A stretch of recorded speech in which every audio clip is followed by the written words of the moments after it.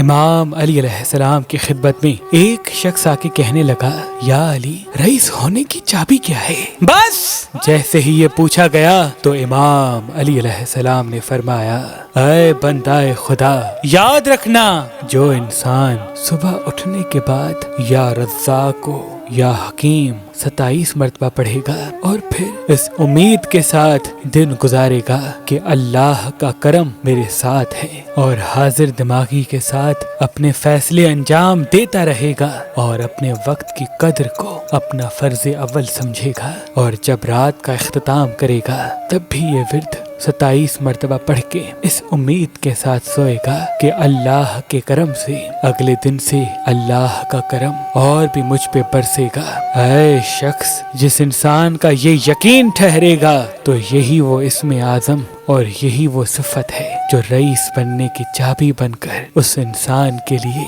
دولت کے دروازے کھول دے گی، دولت کے دروازے کھول دے گی، دولت کے دروازے کھول دے گی۔